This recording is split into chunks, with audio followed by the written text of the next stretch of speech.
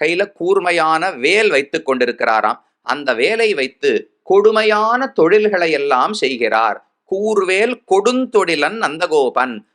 முதலில் மாமனாரை அறிமுகப்படுத்தும் பொழுது யாரான்னு இப்படி பேசுவாளா? மாமனாரை பார்த்து கொடுமைக்காரர், கொடுந்தொழிலன் நந்தகோபன் என்று ஆண்டாள் சொல்லுகிறாளே, இது எப்படி பொருந்தும்னு கேட்டால், அந்த கொடுந்தொழிலை ஏன் செய்கிறார்னு ஆராய வேண்டுமா. நந்தகோபாலன் இயற்கையில் ரொம்ப நல்லவர். அவருக்கு யாரோடும் பகையே கிடையாது, சண்டைக்கே போக மாட்டார், ரொம்ப பயந்த சுவாவம், நல்லவராக சாத்விகராகத்தான் வாழ்ந்து வந்தார். கண்ணன்னு ஒரு குழந்தை பிறந்து விட்டார் அல்லவா, கண்ணன் பிறந்தவுடனே கையில வேலை எடுத்துக்கொண்டு கொடுந்தொழில்களை செய்ய தொடங்கினாராம். இவர் செய்த கொடுந்தொழில் என்ன? யாரையாவது குத்துகிறாரா, வெட்டுகிறாரா, கொலை செய்கிறாரா என்றால் அதெல்லாம் ஒண்ணும் கிடையாது. கண்ணனை இப்படி ஒரு கீழே விளையாடுவதற்கு பூமியிலே போட்டு விட்டு யசோதங்கியான வேலைக்கு போவாளாம். இவருடனே கையில வேலை எடுத்துன்னு வந்து பக்கத்துல நின்றுட்டே இருப்பாராம். இதான் ஒரு சின்ன எறும்பு, ஒரு சின்ன பூச்சி கண்ணனுக்கு பக்கத்துல வந்தா, பெரிய ராவணன் வந்தா சண்டைக்கு போறதுக்கு எவ்வளவு கத்தி கொண்டு போவோமோ அதை போல கையில வேலை எடுத்துன்னு குதிச்சு போய் அந்த எறும்போட சண்டை போட்டு குத்தி கொன்னுடுவாராம். இதுதான் நந்தகோபாலன் செய்யக்கூடிய கூர்வேல் கொடும் தொழில்.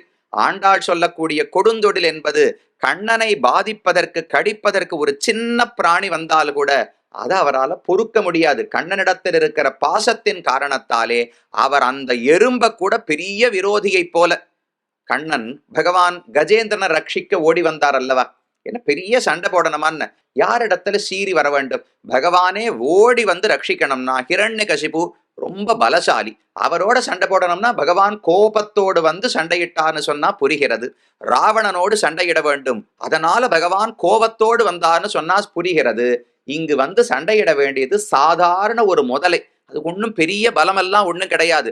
அந்த சாதாரண முதலையோடு ஏன் இவ்வளவு கோபத்தோடு பகவான் வந்தார் என்றால், முதலை யாரு எவ்வளவு பலசாலி என்பதை பொறுத்து கோபம் கிடையாது.